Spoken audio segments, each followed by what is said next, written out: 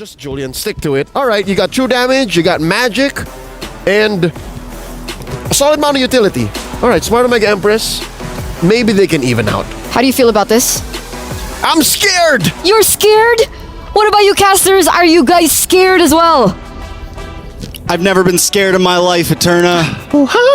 Last MSC, I was a little bit scared. Shout out to Leo with the roam. Angela! Naisu, are you ready for this game? I'm ready, man. You know, after what we saw for the previous game, I'm rather surprised from DMX or DMG. You know? DMG. Damage. From Damage, yeah, as Cheryl said. But yeah, I don't know. I think there's got to be some readjustments to this to take it to a 1-for-1. But I do feel like, you know, with this lineup from Smart Omega Empress, they've done that. So let's see if the execution is going to be there. All right, let's jump into the land of Dawn. DMX trying to claw their way out of that -2 on the scoreboard and even the playing field. Smart Omega Empress, though, you can never count out the Filipinos. They're okay with taking a slow start to things. They've been coming out on top for a very long time. And even last game, they had the game in the bag for a while there, but it just went a little too far. Will time repeat itself, or will Smart Omega tie this up? You know, even when you look at that previous game, it's like you still got to appreciate and respect the fact that Dreammax girls were able to go ahead and play around the fact that they were at a deficit. They managed to get it back, they evened things out, and then they trumped the Smart Omega Empress team here with a macro play. You know, they exposed the base, they went in and got it, and so maybe there's going to be a lesson learned there already for this, for Smart Omega Empress. But for Dreammax girls, you know, this lineup that they have here, very interesting. Even with the Angela pick, already in the mid lane, you can see the damage potential that they can do early on. I would say, you know, I want to see, especially with Carria here in the Angela, we've seen her run the focusing mark so much. I mean, just Angela players in general. And this time again, she goes in pure rage to work through this. And I think that sustainability might be enough to kind of help this lineup. Now, biggest part of this is Aslan has to farm up. She's got to get this Claude online fast as possible because of the timings from Smart Omega Empress for this game.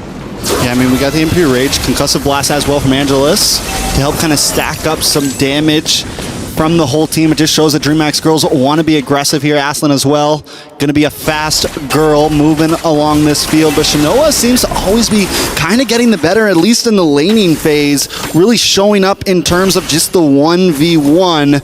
Aslan seems to be doing a little better in terms of the team fights once they're able to group up. But now, first turtle already going over to Smart Omega Empress. It's very similar to last game, just kind of controlling the map in this laning phase. Oh, that's tough. Aslan, okay.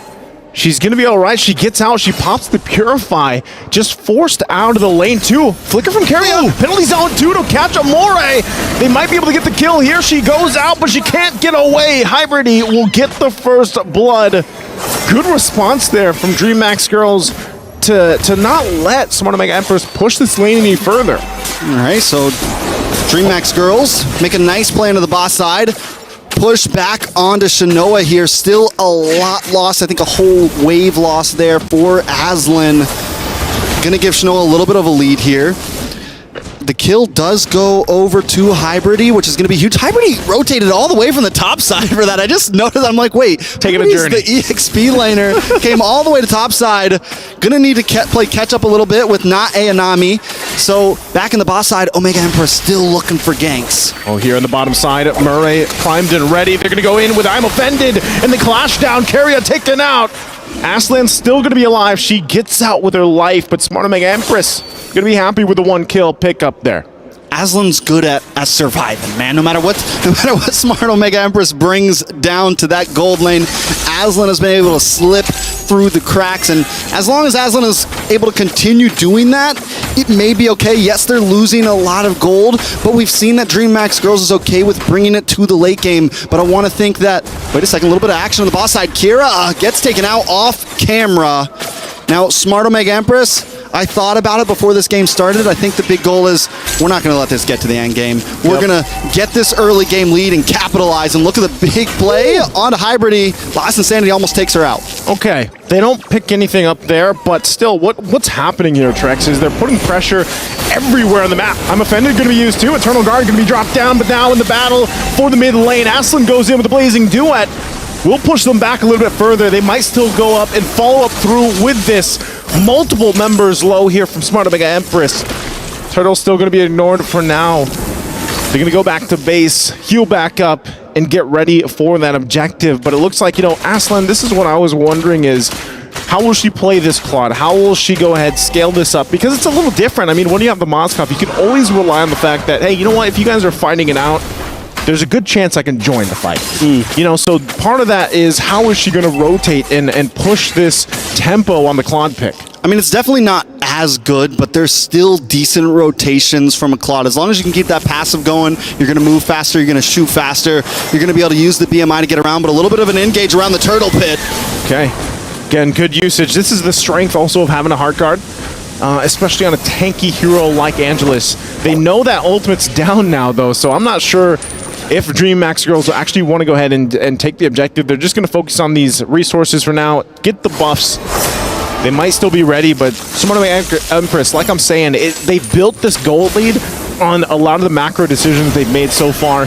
And it looks like they're going to go ahead and start with the turtle too, and they possibly just take it as they do. Angelus too late. And this is what we're talking about with timings. The timings of the ultimates, the timings, especially when the heart guard is down, you have that information for Smart Omega Empress. And Empress are so good at getting maximum value out of everything they do. Even there, they split up. They send 2 members to the mid tower. No, they don't take the mid tower, but they get about 50% damage onto it. Plus sending up Keshi to go take the turtle. So they get a lot out of that little play there, and they're always min-maxing. Now they're going to go for this once again, min-maxing. The damage goes through, and Carrion in trouble too, as it's a double for Shinoa. Heart guard not going to be enough to keep them from going down in the exchange. They get the turret as well. And so this is already the snowball effect that happens here for Smart Omega Empress, now getting themselves a 4,000 gold ahead. They're going to get this mid turret as well. Moving around the map as they please. That's the strength they have. Oh yeah, patience is out the window for Smart Omega Empress. Shinoa 4-0-0. Aslan can't even farm her own waves right now. She's going to have to go all the way to the bot lane just to get a little bit of gold into her pocket, and that means they got to sacrifice this tier 2 on the top side, and they're not going to stop. They're going to maybe even try to push in onto that inhibitor. Dreammax girls got to send someone up. This is 7 minutes. Shield's already going to pop on the base turret. What do you do here if you're Dreammax girls? I feel like they woke the beast with what happened in the previous game, because Smart Omega Empress comes down in this game just full on force. I'm offended. Ooh. Okay. I think they're going to disengage, but again, this is a very dominant early portion of the game. I think right now the record for the 3rd item in on a marksman is about 8 minutes, 8.5 minutes. Shinoa's about to get it in at 7:30 maybe. If we see that 3rd item, I think this time Shinoa's not going for the magic sword or whatever, the first half of Rose Gold Meteor. Rose Gold, just going straight into DHS, and I saw most of it already built, so I'm waiting for that item to pop up any second now. All right.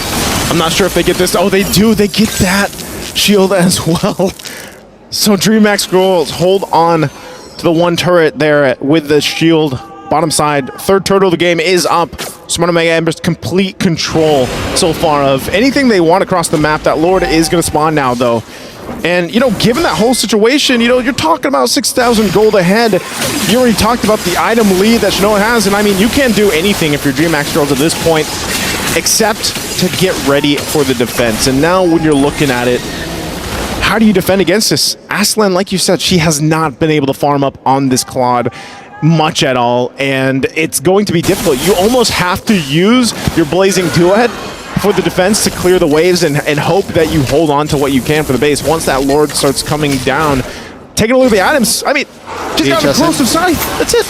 3,000 gold lead, 3,300 gold lead, 3-level lead at that. Shinoa is just doing everything, and hold on, Keshi's just like, listen, this is min-maxing, man. This is min-maxing. We don't build full items. We take the pieces, get a whole lot of damage. moment. Would just go holy crystal. Holy crystal. Usually the timing Holy on that, by the way, moly. yeah, it's holy moly time because 11 minutes is usually that timing on that holy crystal. Right now, looking to this base, I'm offended, not going to land on Hybridy, but they're going to watch the turret get whittled down here. Still, Lord hasn't made it even to the base just yet, so they'll go ahead. Turret still stands for a little bit longer, but Smart Omega Empress, they've done this time and time again. They'll wait for the Lord. They'll wait even possibly to start a fight here. Divine Glaive picked up by La La Land. Is that enough damage? Is that enough penetration to deal with this lineup from Smart Omega Empress? There's the pull in through. Last Insanity going to be used, but already Hybridy going to be taken down. Heartguard goes on top. Aslan there, but what can she do? She doesn't have enough items. Lord still has to be worked on. Turret's already going to be down. Smart Omega Empress might just push it in. They make their way to the bottom turret. Still, Angelus holding down the front side, and La La Land will fire back. That might be all they get for now, unless the next waves, they make their move. Murray has the I'm Offended available. If they can get one pick off here, they might end the game before the 11-minute mark. The charge in goes, but they can't find the connection with the I'm Offended, and that might be a defense for Dreammax girls. That's going to be huge. A good opportunity, but if we take anything from last series, having an open base is a problem. What makes it even more of a problem this time, Naisu? Smart Omega Empress haven't lost a single tower. Haven't lost anything. They've only taken one death at this point, and they've taken all of this material away from Dreammax girls, only getting 5 kills. I mean, just the macro game, the stepping on the gas here, knowing this is how we got to do this, and they are comfortable with it. They're completely shown. Let's look at the damage dealt. Vexana right now, 22,000 X-Borg, and Carry falling right behind Shanoa. We give another couple minutes. Shanoa's going to be sitting on top of that board, very likely. Yeah, I mean, you know, even for not Ayanami, the fact that she's second on the damage department, she's able to just kind of pop the last Insanity, get that damage off, the true damage there, and it's such a threat because, you know, typically Dreammax girls with the lineup that they have, they want to kind of bunch up, you know, play around even the penalty zone. We saw it in that base defense. Penalty zone was used, but then, you know, you follow up, and what happens? You pretty much get obliterated. So it looks like DMX is going to go ahead and try to fight this one out, and look at that, Hybridy! She's gone! She's gone. No more. Au revoir, as the French would say. Yes. Now, Dreammax girls, I don't know if that was the play. I was thinking maybe they go for the cheeky Lord steal here just because you're in a really bad position and you might not be able to survive this Lord. But Hybridy isn't the one with the retribution. Angelus is, and I don't know if that was the right approach. It's 8 seconds on the board. Hybridy will be able to get back up just in time, but Smart Omega Empress might not even wait for the Lord. Couple defensive items picked up here for Smart Omega Empress. They want to go ahead and end the game even without the Lord if they can. They punch it into the base. They're going to go in another penalty zone, but they grab her, and now Heartguard already going to be used too, but Hybridy will fall. Penalty zone from Omore to follow up. Minions still need to be cleared though. Lord is not there. That might be all that Smart Omega Empress gets once again. They wait up. They got the buffs as well from Dreammax girls. They got 18 seconds for Hybridy to be up. Will she make it in time? A couple low health bars here for Smart Omega Empress, but Conceal going to be used. They push back Carria. Lord gets pulled down to the bottom side. They try to keep it there at bay, but Angelus will go down, and Last Insanity once again finds the mark, and Smart Omega Empress will take the game. Smart Omega Empress showing that they are not a team to be tampered with, not a team to be looked down on. DMX with a valiant effort in game number 1, but Smart Omega, the Pinoys, come back with the 1-1 tied up. This still leaves some opportunity open for DMX, but it puts the Filipinos in a very secure position. Very good position to be in. Of course, you know, they still have a game ahead of them, but Smart Omega Empress, I mean, if you look from game 1 to game 2, it's kind of like they went back. They had a little short chat, and they're like, all right, game 2, just flip the switch. Hit the gas. That's what it was, man. I mean, they were at one point 12,000 gold ahead. Massive game, massive early game, and with the lineup that they brought to the table, I mean, you know, typically you see the carry needs some time to build up, but yeah, what a game for Shanoa. I think there's a certain time that you have to just throw all of the discipline out the window, right? You just need to be ready. Okay, let's go.